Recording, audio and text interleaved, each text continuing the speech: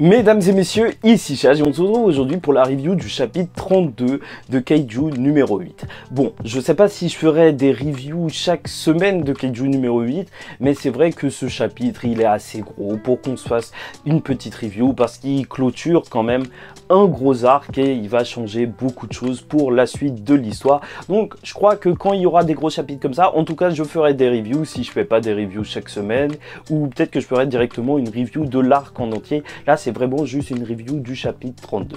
Donc, franchement, je trouve qu'en plus, c'est un des meilleurs chapitres de Kaiju numéro 8 sur les 32 qui sont déjà sortis qu'on ait eu parce qu'il y a eu beaucoup d'émotions. Je pense que vous savez très bien de quelle page je parle, de Kafka et Mina.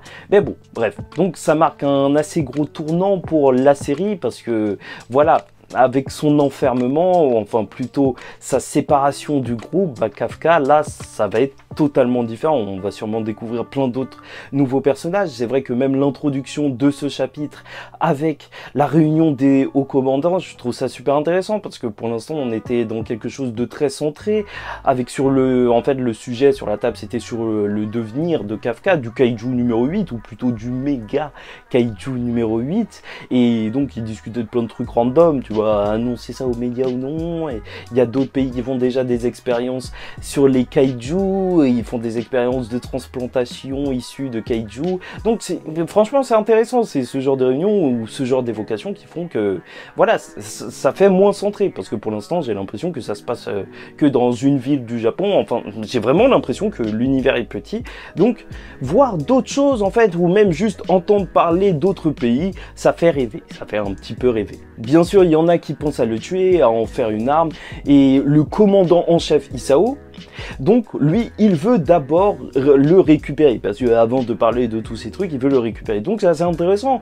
Peut-être que déjà il veut essayer de le voir, essayer de lui parler parce que sinon en soi il pourrait décider de le tuer directement, pas la peine de... voilà, donc c'est pour ça je pense que il va y avoir des chapitres sur ça, hein. Au moins qu'ils expérimentent un petit peu de lui parler, de voir qu'il est, si c'est un traître ou pas. Donc là on passe sur Kafka qui est enfermé donc chez lui, normal, enfin enfermé chez lui, voilà, en prison. Et c'est assez drôle, comme d'habitude, parce qu'il est en train de penser qu'il va être transformé en arme et tout, il panique. Mais surtout, et c'est ça qui est toujours, encore une fois, c'est vraiment, je trouve que cette série, elle s'apesante beaucoup sur les regrets des personnages et sur leurs envies. Enfin, surtout sur Kafka, en vrai.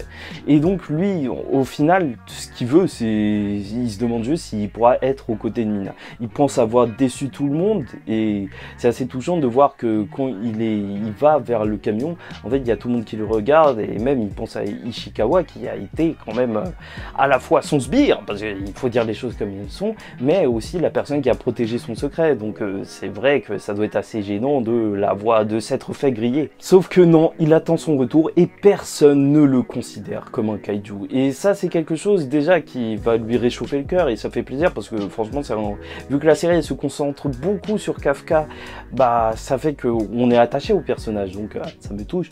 Mais surtout dans les épreuves, on voit qui sont les vrais, tu vois, même dans la vraie vie. Et là, on ressent qu'il n'y a pas de trahison, et les gens ils se sont dévoilés. Et quand ils s'excusent, c'est vraiment touchant, je pense. C'est vraiment la page qui marque ce chapitre. Mina qui va en réalité faire un dossier pour plaider la cause de Kafka, et Kafka qui a les larmes aux yeux et qui demande s'il peut encore espérer se tenir à ses côtés un jour. Et elle qui lui répond, évidemment je t'attendrai. Bah, si tu n'as pas été touché, tu n'as pas de cœur, tu n'as pas de cœur. Non, je rigole, t'es pas obligé d'être touché. C'est sûr que moi, personnellement, j'ai trouvé ça touchant. Bref, il est enfermé, il est seul, mais il est déterminé. Et il y a écrit que c'est le début d'une longue bataille en solitaire, et ça fait un petit peu peur. Mais peut-être que ça veut dire aussi qu'on ne verra pas le groupe avant un long moment. Et ça, c'est à la fois cool, parce qu'après, on peut les redécouvrir avec des nouvelles armes, avec Ishikawa peut-être une arme spécifique à lui, ou même juste plus fort, ou juste qu'ils aient changé. Ça c'est toujours intéressant de revoir des personnages à l'ancienne, mais aussi peut-être qu'il va intégrer un autre régiment, une autre troupe où il sera un petit peu plus surveillé, on va sûrement découvrir d'autres personnages, et voilà, encore une fois, moi je te le dis, je suis pour, parce que pour l'instant c'était assez centré, et je suis assez content qu'il soit déterminé, parce que voir un Kafka triste, c'est pas trop l'ambiance de la série pour moi.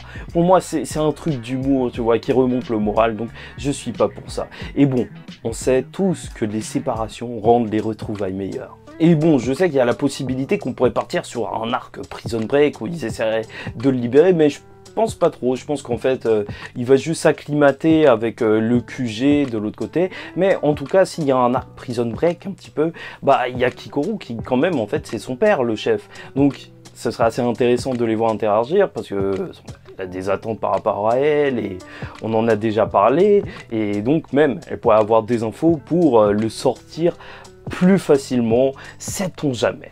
Voilà tout pour moi. Franchement, c'est une petite review, vraiment toute petite de Kaiju numéro 8. De toute façon, c'est encore le début de la série et c'est vrai que pour l'instant, on est très concentré sur l'histoire de Kafka plus que sur les autres personnages. Ça fait que, en fait, il y a juste l'histoire de Kafka qui nous intéresse.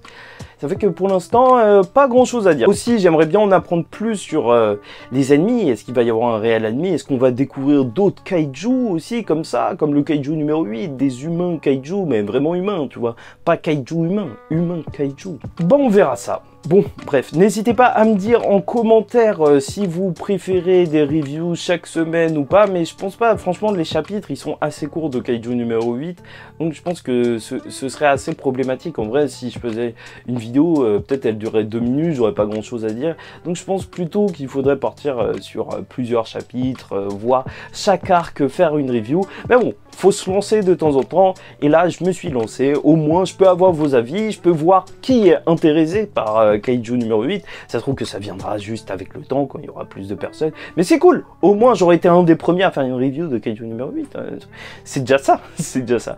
En tout cas, la série, elle est prometteuse pour moi, toujours un petit kiff, vraiment, toujours agréable à regarder, même si les chapitres sont rapides encore.